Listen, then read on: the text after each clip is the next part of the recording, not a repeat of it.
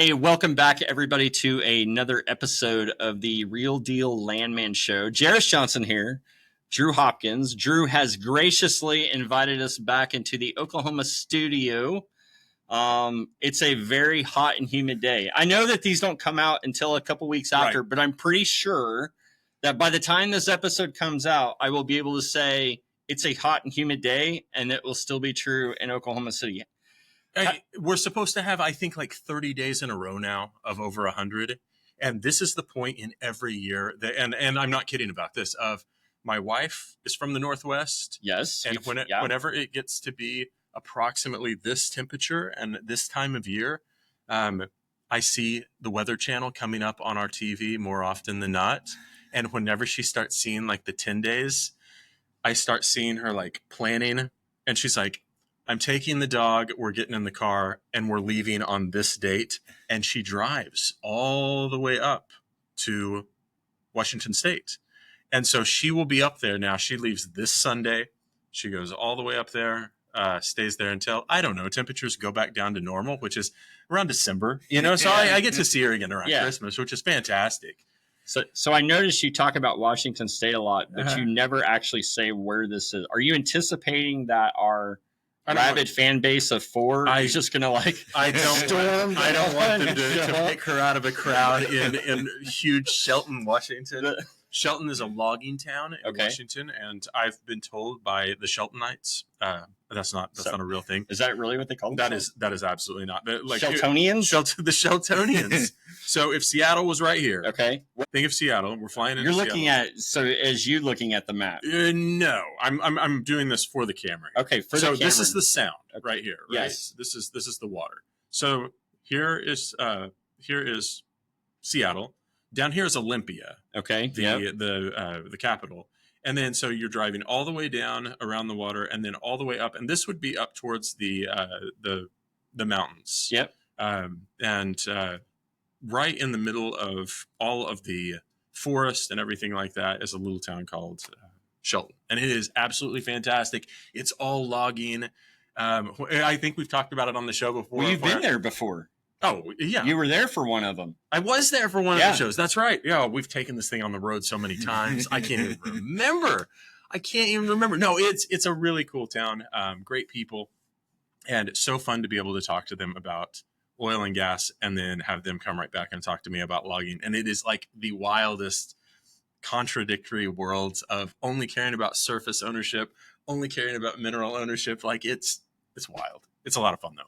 So Weyerhaeuser is out of Seattle, it is. And they actually have an oil and gas division because of their massive forest timber ownership that they have across the U.S. So they actually, I've known people who have worked oil and gas for Weyerhaeuser out of Seattle. I'm telling you, it's big business there for sure. I mean, it's millions of acres. Oh, yeah. So have they seen the TV show up there? Do they watch it? Do they care? They do watch it. And so I obviously am not speaking for everyone there, but I'm speaking for the father-in-law for sure.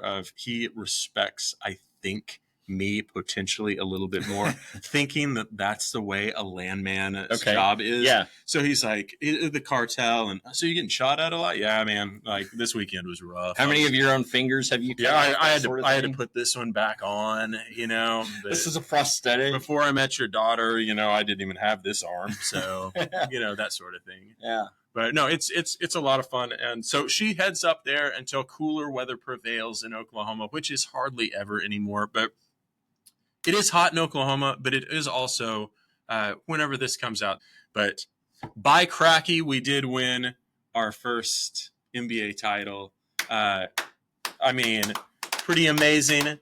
Amazing. We didn't win it, but we can take some credit. That's right. I mean, sure. I mean, we were very positive. If I remember, on one of our last recordings, whenever we were down 2-1, and we were just like, "It's all doom and gloom." We'll scrub it, obviously. I mean, nobody's going to see that, because we want to make sure that we just continue this on a line of positivity.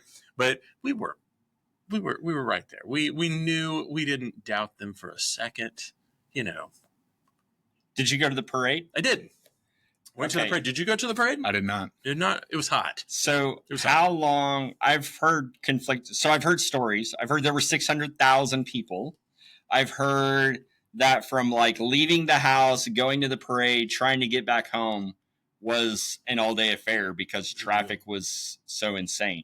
Yeah, the thing that I will say, and I think you guys would understand this too, if you lived here long enough, you know, like you understand like where you can kind of make some changes on going around the west side of town, yes, and coming in like a kind of back door into the whole thing. You could fix that problem pretty easy, and so I didn't really have to deal with traffic that bad. I parked a ways away. I parked like the farmers market area, and then just put music on earbuds, walked all the way down, joined everybody. Okay. The thing that I haven't liked is because we are in that weird age of where whatever picture is posted, people will consider gospel. And so I've seen a lot of other groups post saying what a small turnout for a crowd we had. And I get it. I think that would have happened if it had been anywhere. I think people just like to find the negativity with it. But I will say, I went by myself because the wife didn't go. I put some miles under my shoes and walked all up and down the route.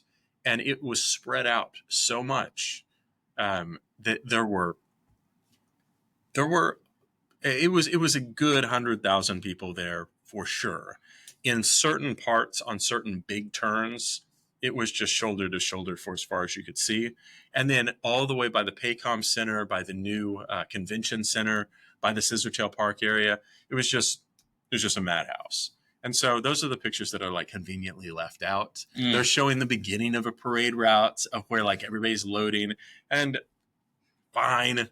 I would have done the same thing, maybe like showing that in Denver or someplace else. I don't know, but you know, it was really fun. It's a small market. It's a small market, and we won. We kicked the big market's trash. So what's the point? Why gripe about it? Why gripe about it?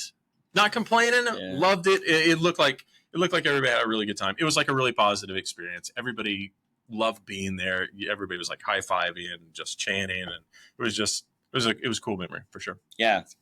Well, once again, we have to remind ourselves this is not a sports podcast. That's right. That's right. We talk to people in the land profession. So, Drew, be so kind, introduce our guests. All right. I mean, today we kind of are continuing on of just spreading out, finding people that have that land background, that are really just doing some really unique jobs, and they have used their education to be able to help bolster the industry as a whole. And so today we have J.R. Rich, and is that right? Yeah. Okay. Sorry. Jonathan Rich. Jonathan Rich. Yeah. I want to make sure that I'm calling you exactly what you want to call. So I think it's here. Jonathan J.R. quotes Rich, yes. Right? So yes. J.R. Rich would actually be calling you J.R. or like Jonathan Rich. Jonathan. Okay. So J. We'll just go with J.R. Is that fine? I love it. But, okay. I've known him for a long time, and I've really, he's got an amazing career, and just wanted you to be able to meet him today and to kind of find out more about what JR and his team are doing. Very exciting stuff. So first, let's do what we kind of do every time, and that is, did you always know you wanted to be in the land profession, the oil and gas? What was kind of the start for you, and where'd you go to college first off? So I finished my degree at Oklahoma State. Okay. But I started my college career up in Wisconsin. I grew up in Wisconsin. Oh. And so to answer your question, no, I had absolutely no idea about the oil and gas business at all. When growing up, I was in college. I didn't know what I wanted to do, essentially, and I was just trying to, I hit a stage where I was trying to get out of there and just trying to figure out a degree that gets me out the door with a piece of paper. Going into my last year, that my best friend at the time had moved back to Dallas-Fort Worth followed a girl down there. Around 2010, and during the Barnett boom was going on, nice. and they were looking to open an office in the Utica, and he called me up and said, "Hey," and this is over the summer, so I'm going to my last year of college, and he says, "Do you want to make $225 a day? 7-day ticket, will pay for the housing, and $25 per diem," I think is what it was. And I put it on speaker. Yeah, I did that calculation. I was like, I'm in. Yeah, I just got to go tell the school that I'm not coming back, and so that's where I got my start. Yeah, in the Utica Shale. Very cool. Yeah. Very cool. And So what was your major in college? At the time was public policy and administration. Okay. Back at Oklahoma State, I finished up just general business degree. And I saw on your LinkedIn, it said you worked just as an intern for waste management for a while, right? Yeah. How was that? Dude, I learned a lot about operations. I thought I was going to work in operations. I worked for the portalet division, so the toilets. Nice. It was not the most glamorous work in the world, Oh, man. but I found a niche in that. And once I started learning the business part of it through that internship, I learned that there's a lot of money in poop. So the waste management, the way that they run their business is really awesome to see how they run it, but also just having an economy of scale. They essentially own the market. So. Right. Where they made all their money was over the summer, all the special events, anything that needs toilets, They're that gonna was get all it. Waste management. Did you ever get to go to their golf tournament? No, Oh, man. That's a whole deal. I wish. I You know know. about that one? But they've got naming rights on a bunch of stuff. Oh, it's absolutely just a. I think they're toning wild. it back now, though. No, they're having to. Yeah, they're totally having to. But Yeah. I've never been. I've heard it's a thing of legends. If you get tickets out there and you have 3 extra, let us know. So we're talking non-glamorous beginning jobs. What was your most non-glamorous job?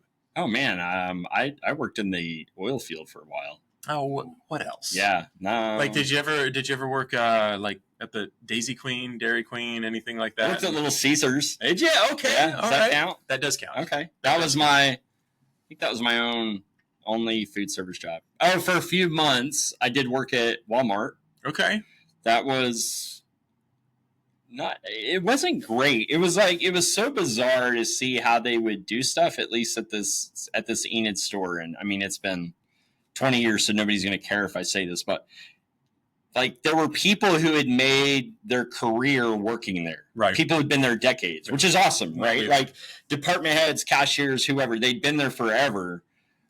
But because they had so many people who had been there forever, they let those people set their own schedules. Yeah. And so they wanted to work 8 to 5 Monday through Friday when no one is there. And so the store would have 2-3x more staff than what they needed during hours when no one is there. And then during night hours, evening hours or Saturdays, Sundays, whatever, when I was working, there was nobody there. So like I would be I had Saturdays working at Walmart where I was trying to sell guns, do the background checks, and mix the paint by myself. And so that was a little frustrating. Selling it all to the same guy.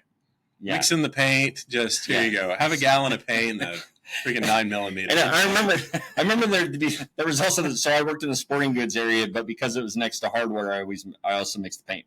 But like I was in the sporting goods area, and I'd get people coming back there trying to ask me for advice. They're like, "What kind of lure should I use for this?" I don't know. Here's an idea. Don't go to Walmart to ask that question. Or this other guy would come in with his list of all the stuff that, like, I'm going hunting this weekend. Here's my list. Go get all the stuff for me. And, so I would just kind of grin and try to do the best that I could. And I mean, but not a nice guy. Like there's words I would like to use to describe him, but this is a family show. Well, and then I'd like to apologize because that was probably my grandfather at some point. He's no longer with us. So, I mean, no apology needed. And then he'd come back the next week and he's like, "Hey, just so you know, I shot that buck," and under, inside my head, I'm thinking, "No, you didn't." And I don't care. Like if the highlight of your life is coming to torment a kid at Walmart and boss some kid around, I guess I'll let you have this. Yeah. Like if this is what is going to give you joy in your life. But I think we can all say that like you said, you learn a lot from those jobs. Oh yeah. You learn a lot from that experience. You learn a lot of things you don't want to have happen. And then that kind of helps set the stage for where you want your career actually to go. Mm-hmm. So first 21 years, grew up in southeastern Wisconsin, then moved to Ohio. And then from there, I guess when I started the land business, the thing I learned most is I said, "Yes, sir." When they said, "Can you do this?" I just said, "Yes, sir." Even though hindsight, I didn't even know what I was doing. I would just commit to doing it. So who can go to West Virginia? Who can go to all these different places? I was the first one to raise my hand. And running title at courthouses? Yeah, so I started running title at courthouses. I'm in Ohio. I did that for probably 3 or 4 months. I found that I started to find my niche in the oil business very quickly. I had no idea what a deed record was before I started. I was very clear with that. With the first broker that hired me, I said, I've never seen a deed. I have no idea what I'm doing. So I want to be clear. But I caught on fairly quickly, running title, then getting crews to run title, contracted for Chesapeake. Wow. So we were doing most of their wells in the Utica. I think Nice. Harrison County, Carroll County, Jefferson, Belmont. And then eventually turn that into buying leases, and then I realized, that's a real landman now. That's the real deal landman. Real deal landman. That's right. Yeah. So got to go exactly and right. visit landowners in West Virginia, southeastern Ohio. I was too young and naive to realize what I was doing. That's not the easiest work to go into those hollers and go make friends with those people. Did you just say hollers? Yeah. Okay. Oh, yeah. Wow. I was down. It was pronounced correctly. Hollers. That went right over me. I was like, I don't know if he misspoke or if I'm getting older and I can't hear correctly, but yeah. Oh man, Johnson roots go back to southern West Virginia. We know about them hollers. They have them all names. You got to know who's in which one. So I was getting in there, and I just young greenhorn essentially, and I just knock on doors, and started to make some relationships out there. Come to find out, with all these old experienced guys that all did it in the Barnett, right? Hindsight, they were like, "Man, you were crazy." Like that, a lot of us wouldn't have gone down there and done that, right? Because we were doing it in neighborhood lots in Dallas, Yeah. So that's where I learned the business and building relationships with people in West Virginia and Southeast Ohio. Now we have heard a few good stories from people that were out in the middle of nowhere, Texas. We've heard of people in the Bossier Parish and some of these other places that got a little hairy going out and knocking on doors. Yeah. I don't want to say that we have a ranking system here of who has the wildest situation that they got put in, but without incriminating anybody, of sending anyone to jail, do you have anything that you remember of going to a house and thinking this is not absolutely the greatest or safest situation? Oh yeah. Anything that you can share? In Ohio, I didn't really have any scary life. It's just older folks that don't talk to humans very often, so they like to talk to you, and they don't want to talk on the phone. They'll call you and tell you they got to talk, about signing the deal. And then essentially you're stuck in this guy's house for hours. The one guy, I had to shovel coal into his fireplace to heat the house, so he would just be in the same chair every time I saw him. Every time I met with him, he was in the same chair, and I'd shovel coal, warm his house up for him. Is that like a power trip thing? Like he was making you do that? No, he was just that old. He just didn't really move around. He was in this big old farmhouse, and he was in one room. There were cats everywhere, all over the place. What did he do when you weren't there? I don't know. Every time I saw his house, you just let the cats walk into the fire. That's why you had so many. The first time I said, "Oh, you got some cats out here," I was letting them in, and he made me. That was my first chore. I had to shoot the cats and get them back outside because they're outdoor cats. Yeah, so I worked probably for 6 months with this guy, just talking to him. Going there and sitting on this little hospital-like bed, and he'd be in his chair, and we'd just be talking. And finally struck a deal with him, and when I got to bring him a check, it was the first time he ever held $1 million in his hand. And seeing that and just seeing what that's like of somebody who that's awesome. Came from essentially nothing in the working coal fields to have $1 million in the hand is pretty cool. All right. So I got to ask, right? So, I mean, there's more to the story that is here. So this guy that you were talking to, it took multiple visits to get him to agree to take $1 million. Yes. So he probably didn't know at the beginning. I mean, why did it take him? It doesn't sound like he was just sitting on piles of cash inside of this house. Why did it take him so long to come around and go, this is going to change my life? I think it's like anything. When something seems too good to be true, then you're like, what's the catch? He had been burned by an oil company before. A local that came in and said one thing and something else happened. Yep. So he was already at his guard up for the oilman. And I think just the trust factor. Also, what I noticed about Ohio in particular is the landowners there have never seen leases. Up until Utica started, that's the first time they've ever seen an oil lease. So getting under the concept of what to look for Mm-hmm. and making sure that they have all the bases covered. They can't go out and say, what's the best deal I can get? What are the clauses that everyone's talking? They got to kind of slowly to work with you and describe what they want. And then you got to tell them, oh, that's pew clause or that's a depth severance. Right. Because it's just such a foreign, you showing up that first time is just a foreign concept. He didn't even really know how to wrap his mind around it. Yep. Wow. Do you think he still has the majority of the $1 million? Does he pay somebody to shovel the coal for him? Yeah. Is he doing He that? might. Or do He we might.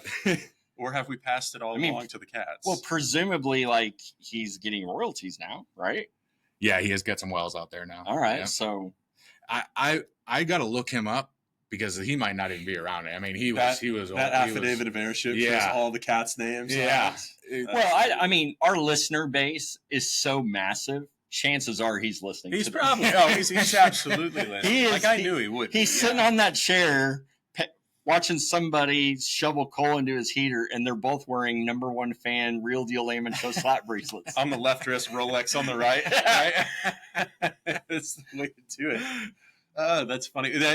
I always like to see the experience that people have had, and I was so narrow-veined in it, and it mostly was in Shreveport, Louisiana, but similar of people that had never seen a lease before, people that really either trusted you or didn't, and went into it with such incredible caution, and you could explain something to them quite a few times before it ever even remotely, they were like, number one, that's hard to understand. Number two, I don't even know if I want to understand it because I don't trust you as far as I could throw you. And I'm imagining that whenever you did kind of earn that trust, that was a pretty good feeling. And then you're just like, let me, whenever you get to deliver a check, and show that you are who you have said you are, it is a good feeling. So I know what you mean. Yeah. So when I was early in my career, when I was working the phones doing some leasing, it was leasing for people in Oklahoma, but it was an area that hadn't been leased in a long time. So people who I was calling didn't even know they owned anything. It was people in other states across the country, and it was, you own minerals in Oklahoma, and I want to give you money for them.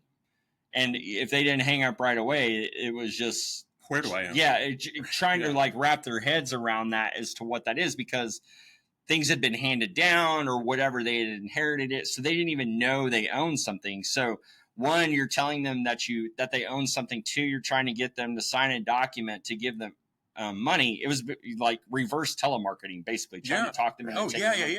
But in the Ohio situation, did they at least know that they owned those minerals, like they owned the rights? And so for you trying to say you own the land, we want to drill on it, was that still a foreign concept to them, or did they at least know, oh yeah, I mean, I live here, of course I know that I own this? Well, that's a good question. I mean, now we're talking about land work, right? Mm-hmm. So Ohio is really unique with the Ohio Dormant Minerals Act. So you know, there are instances where the best attorneys in the room don't know if the person that you're talking to owns the minerals because of, you know, the 1989 version. Then what did they do again in 2000 something? They redid the Ohio Dormant Minerals Act. It's been a while since I looked at that, but that was very unique to my background. Started with title, so I knew what to look for. I knew about those mineral reservations, and I knew about all that stuff.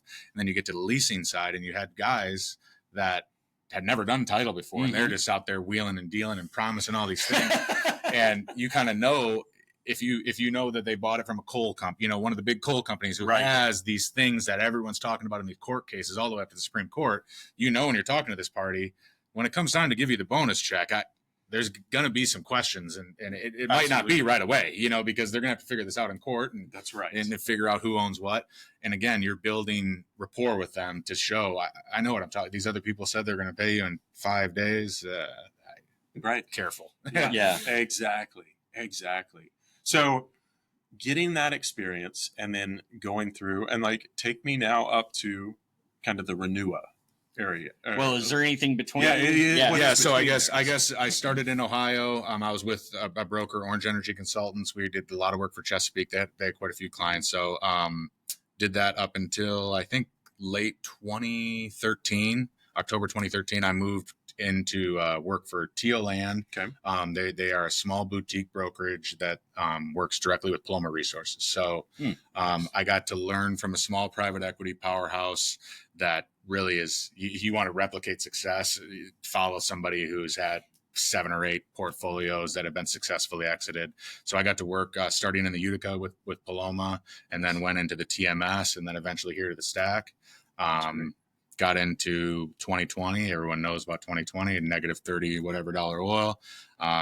Set down the rigs, and we had a good crew of landmen, but no land work to do. Right. And that's when we got linked in with Stephen Gage, with at the time Paloma Solar and Wind. I was working with Paloma already, running the field crews, so it was a perfect match, and got linked up with them in late 2020.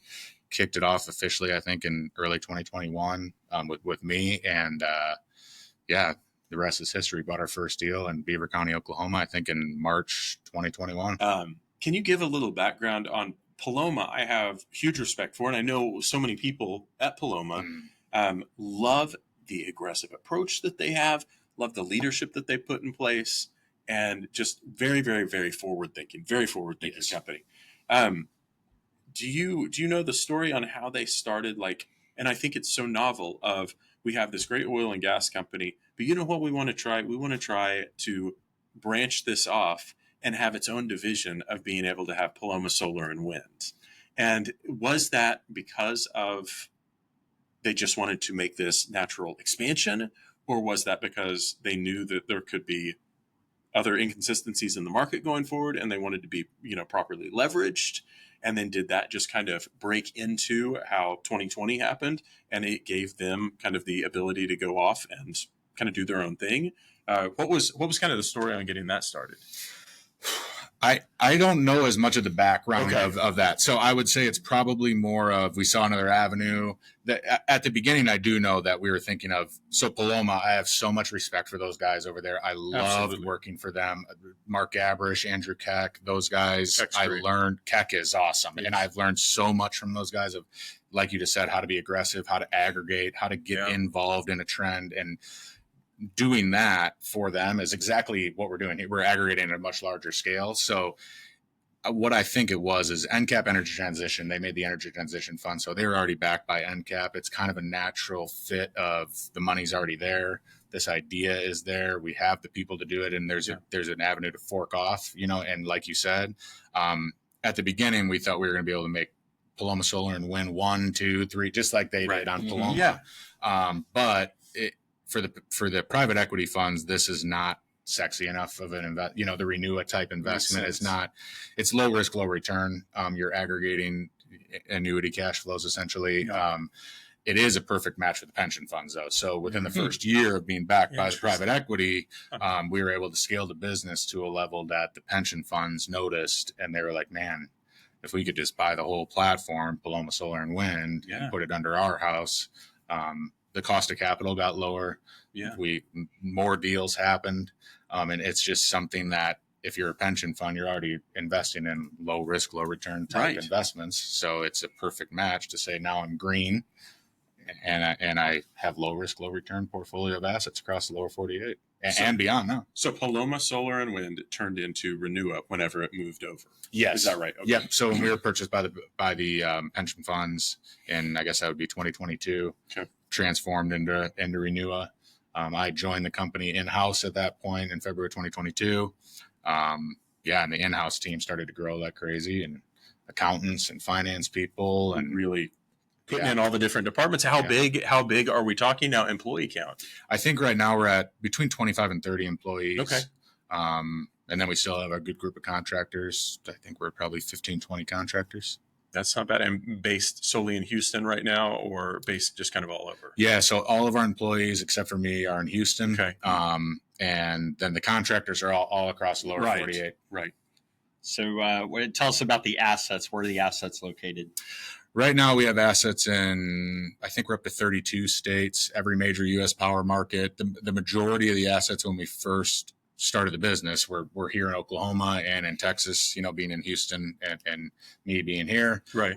Got some stuff in Kansas and the Carolinas and Florida, but now, every state, and it's 32 states. Wind, solar, battery energy storage.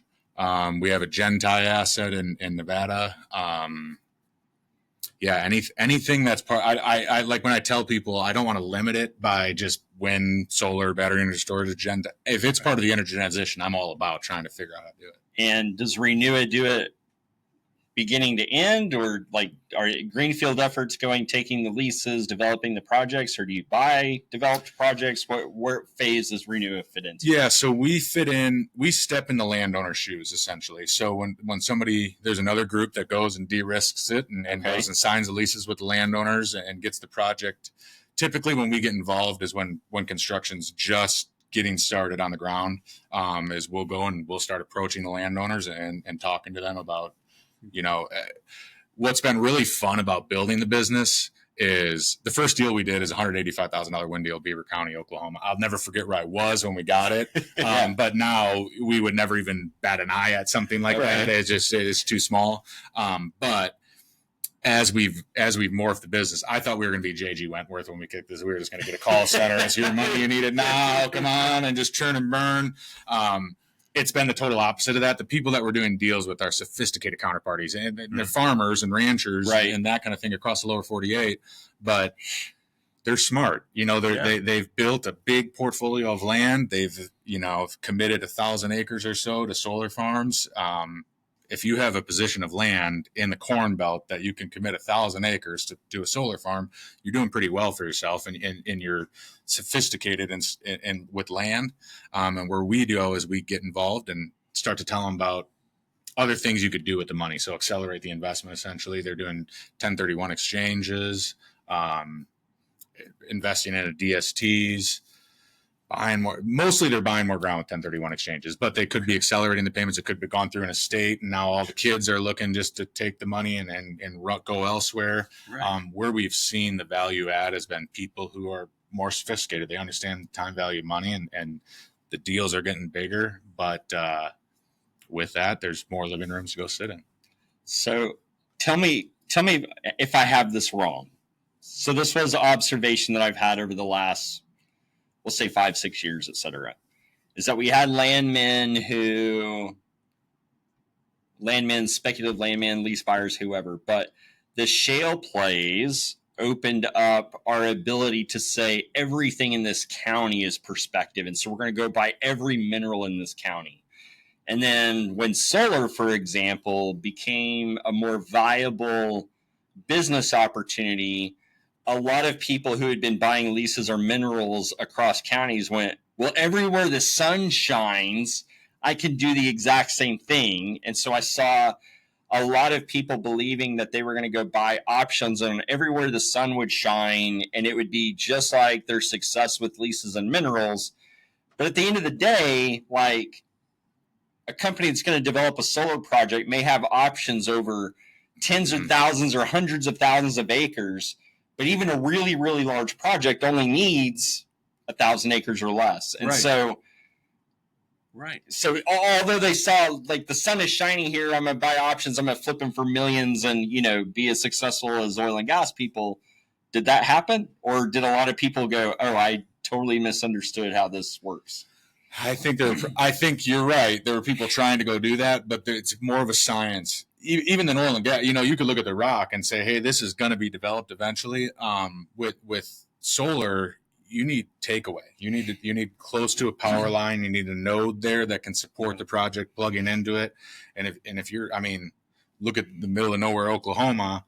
They struggle to get big wind farms built out there because there's nothing to do with the power. Yeah, so, who's going to use it? Right. And the resource is really good, but there's nowhere to take it, nowhere to use it. And I think the same thing goes with, like you said, Jerris, the developers have a big pipeline of potential options on the ground. And you don't really know as you go, and you could look at one substation out there and say, all right, I'm going to go make this happen on this one. Well, to get the project through the interconnection queue takes a long time. And there could be another person that's already working on getting a project through the interconnection queue. So you could be working year, 2 years, looking at one node, and before you know it, a bigger company comes in and they get interconnection, and then that pipe dream is gone. You're done. So were there people that got burned on that, thinking that they were going to be able to take solar leases or options and then never had somebody to sell it to? Not that I know of, Okay. because most of what I've seen, those option payments are low money. You know, Okay. it'd be like buying options for leases. Yeah. You know, So if at least a couple of them convert or pay out, it made it worthwhile to go out and try. typically that's what I've seen.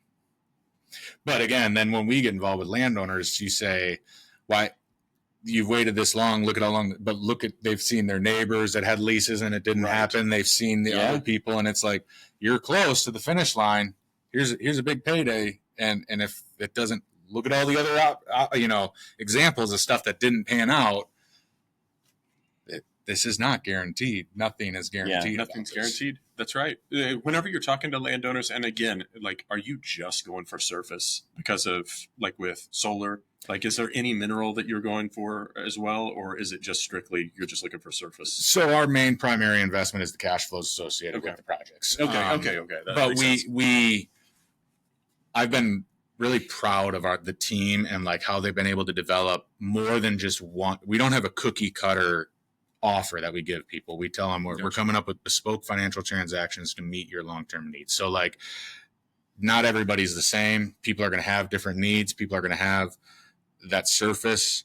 I mean, a little bit about it. I married a girl here from Oklahoma, so now I'm an Okie, and she comes from a cattle ranching family. Well, you can't just say we have to accept you. Okay, all right. I mean, I will say, when I first came to Oklahoma, you can't just declare. I mean, to get out of here so fast. I moved from Louisiana up here, and I was so ready. I was like counting the days. They got a partner for the TMS. I was on the first truck back out of here, and I was telling her, I'm never going back to, oh man, sucks to be in Oklahoma. And now look at me, I'm married and calling yourself an Okie. Yeah, now I fully embrace being an Okie. So but my wife's family ranches cattle up in the Osage. Oh, nice. And so her great grandfather was an Osage and has head rights up there. So like, nice. I understand that. Talking to landowners, I understand there could be a sentimental value that this land presents to your family. So we're talking K County, Pawhuska. Yep, just stuff just like east that. of Pawhuska. We're talking the Killers of the Flower Moon. Oh yeah. Did that hit home? Like,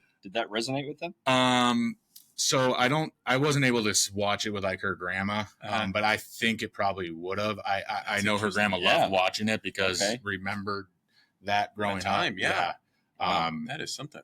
It is crazy watching the movie and seeing parts of the ranch that you're just like, I could see how this could have, little spots and cliffs that you could be hiding out in and things like that. I could see it, and it would just be crazy to go relive that. I can totally see you running a ranch at some point. I mean, look at you. You could make this work. He even has the Okie accent now. Right. Oh, God, man, that's not bad. No, where do you see, like, with Renewa, is there a lot of other companies in your same space that you are competing with? Like, are you seeing over the years more and more people seeing the success of like what you all are doing, and they're like, okay, this is something that we might be able to kind of drive into? Yes. Okay. Yes and no. So like I've seen the same 3 or 4 core companies that have been around, since we started. When we started, I would say the first couple of people I called, they had no idea that this is a possibility. So we were very much the pioneer in that aspect.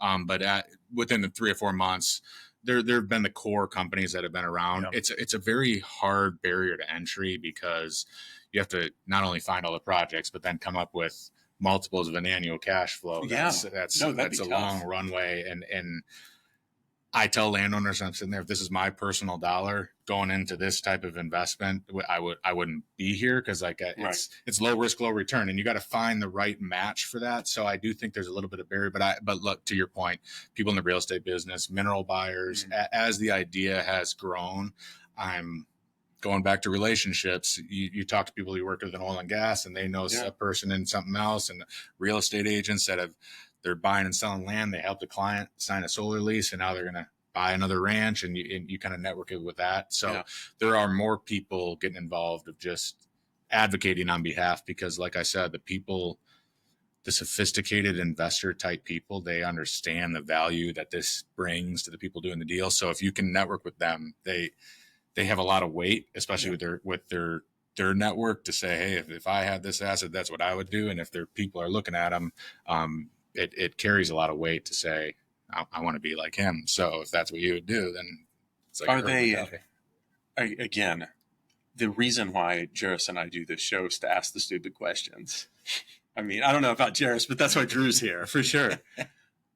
Are they sophisticated because now they've been doing this so much and working with so many different oil and gas companies? Are they sophisticated because the access to the information that they need is more readily available?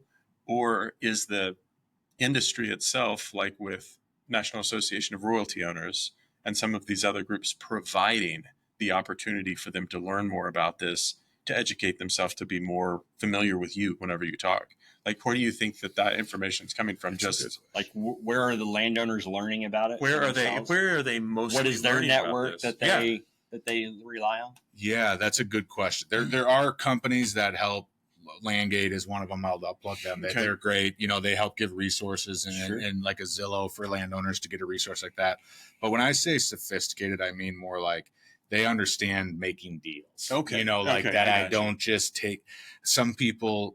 They've inherited land. They've maybe saved some money to buy another 40, and then they just kind of hold it, and they don't realize that if someone comes and offers me a ton of money for that 40 I just bought, it's sold, and I'm on to the next thing and making money somewhere. It's more than sophisticated movers and shakers. You know, Right. people who they're selling me a farm and they go, yeah, my dad bought this to try to make a golf course. It never worked out. The corn wasn't that great, but now look at how much I got paid for it. Holy cow, I would have never imagined that. And I'm going to buy something else, buy oil wells, but it's interesting that a lot of the people we do business with have never dealt with landmen. You know, That is interesting. Yeah. You know, the solar company has been there, but that was probably Yeah. the first landman ever. Like you'll call and they'll be like, how'd you get my information? How'd you get my phone number? How'd you know where I own land? You know, and like you call people in Oklahoma, Texas, Kansas, all around here that they know Second you're a nature. landman. Yeah. You know? The government told us. Yeah. Oh yeah. They'll be like, you know, is this some Chinese scam? Is this some because they don't know, right? Is someone calling them, cold calling, unsolicited, trying to buy something? It's been kind of interesting to see that life of, you know, I'll reference the Great Lakes region a lot. I'm from Wisconsin, so I love buying stuff up there, but we're doing a lot of deals up there with people up there. And yeah, you can tell they haven't signed many leases. They're not used to people. When I make contact with somebody, if it's a big enough deal, I say, hey, my next step, I'm going to come visit you in the living room. Could put a face with the name. And they're just like, what? Fly up here from Oklahoma? And it's like, yeah, You got it. other people that have dealt with landmen, they know next step, you're coming over, you know, we're gonna have dinner and break bread and talk about the deal. And that's probably one of many visits, you know, and these people up there Aren't used to it. Yeah, it's a new concept.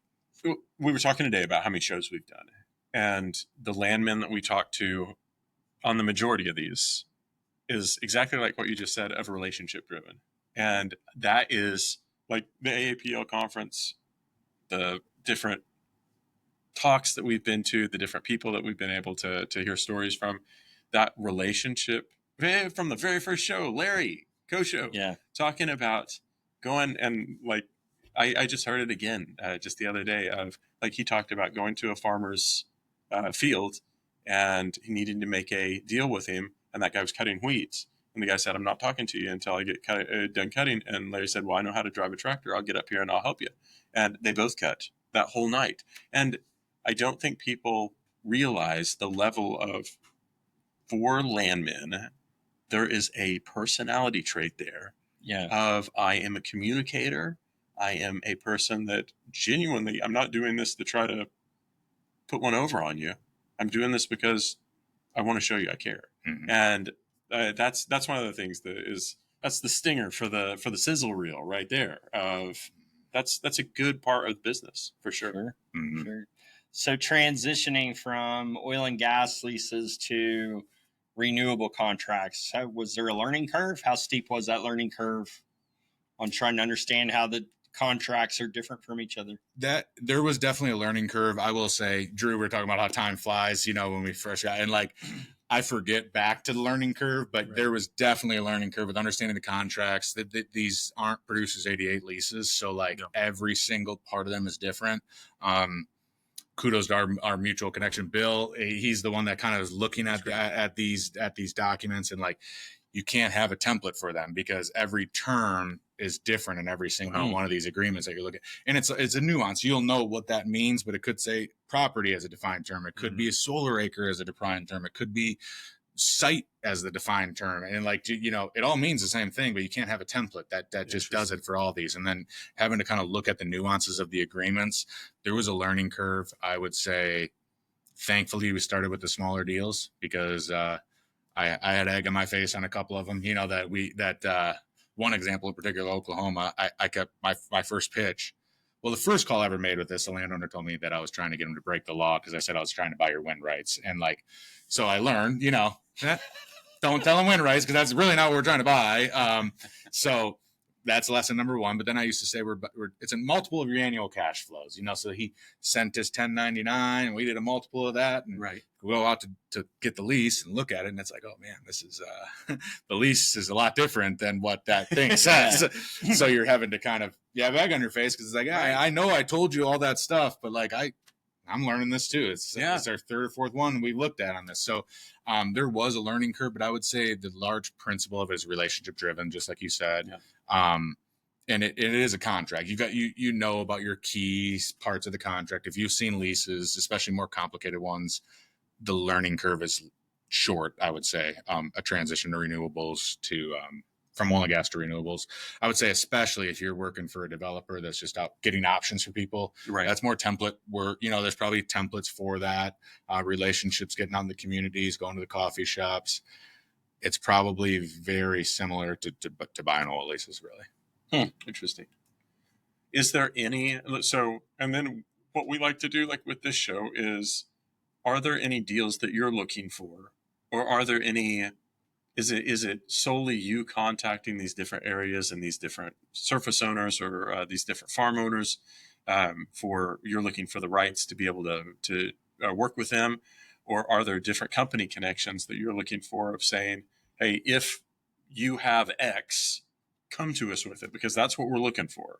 Like, is there anything out there that you guys look for? Yeah, so that's a good point, because like I lead our boots on the ground spoke of the wheel of the acquisitions, but we also have a spoke sale leaseback transaction. So working directly with developers. Okay. And Jake Atami leads that, so I don't want to steal too much of the thunder of what that pitch is, but essentially we're leveling the playing field between the next eras of the world and somebody who's just trying to get their start here. And if you have to what we were just talking about earlier, the perfect site does exist of like, man, I know there's capacity on that line. I know that it's going to be a project. I know the prices here are really good. And the landowner says, I ain't leasing it. I'm only going to sell it. And if you're that company, if I can get this project built, that's going to be great for the company, but I can't pay the price tag to go buy the land and go build the project. So that's where we can partner with that. So if there's anybody in the network of developing solar projects that you're getting really close to NTP, and there's just a missing piece of helping in the cap stack to finance some stuff, we can definitely help with that. But also, if there are people who know landowners that have signed renewable energy leases that have been somewhat de-risked, you know, and it seems like they're going to be a project, definitely reach out for that as well. I would say, as we've networked with more people, I don't want to. I think I've probably seen more different solar leases and contracts than a lot of people in this world, as we've seen different farms and things like that. So, to your point of relationships, we do deals with people who go do a 1031 knowing I'm going to sign another solar lease on that, and then I'm going to do it again and sell it to you guys and do it again and again. And they'll call me and say, what about this decommissioning? And what about this? And what about that? So we can be a resource to help the asset that we're ultimately going to buy, but also be a resource to you to say, hey, the developer's telling you that they can do this or that. Well, we've seen it. We haven't seen it in other places. We have, but they gave on different parts of the royalties or something like that. So being a resource to just help get projects connected to the grid and that kind of thing, we're more than happy to. That's fantastic. Well, if there's anybody out in our network that watches this that believes that they could make some sort of a difference or help, you can contact JR. We'll have the contact information available. Where is the best place to get you? Is it going through Renewa directly, like connection, or finding you on LinkedIn? Yeah, most of our guests share their home addresses, and we tell them just to stop by their house. Yeah, what's the social security number you currently have? You got that memorized? No, LinkedIn is great. Website's great. If you reach out on the website, somebody on the team will reach out, or my email, jrich@renewa.com. Would be great as well. Fantastic. Jerris, Any final thoughts from you on Renewa? Are you leasing to them? What's your deal? I don't have any land. I'm poor, man. I don't have anything. You can find it in Jed, Oklahoma, pretty cheap these days. You might be able to. So yeah, I guess I could. But, no, thank you so much, JR, for joining us, sharing your stories about your Wisconsin upbringing and going through the field work and sharing your insights on the renewable space. Honestly, I think there's a lot of people who are still curious about how the renewables aspect works. I know that there's probably still landmen who are saying, I've done oil and gas for a long time. I'd like to transition to something else, either out of necessity or just out of curiosity. So I think sharing your story today is going to be helpful to other folks who might be thinking about something different. Hopefully you'll be willing to talk to those folks as well and maybe give some advice or insights. I mean, I'm going to volunteer you anyway. So for anybody who wants to do that, reach out to JR on that and he'll set up private coaching sessions for you at his house. Absolutely. Yeah, so to get you said going. that offline earlier. That's right. As a verified Okie now, he would obviously do that. Well, yeah. We are given the stamp of approval. We're all family. That's exactly right. Sometimes literally. That's right. Well, we appreciate you tuning in again for JR, for Drew Hopkins, for Jerris Johnson, Landman of the Year, maybe the century. I don't know. I mean, we're just continuing to the celebration goes on is what I want you all to know. All right. We'll talk to you next time. Thanks for watching the Real Deal Landman Show. Thanks. Thanks.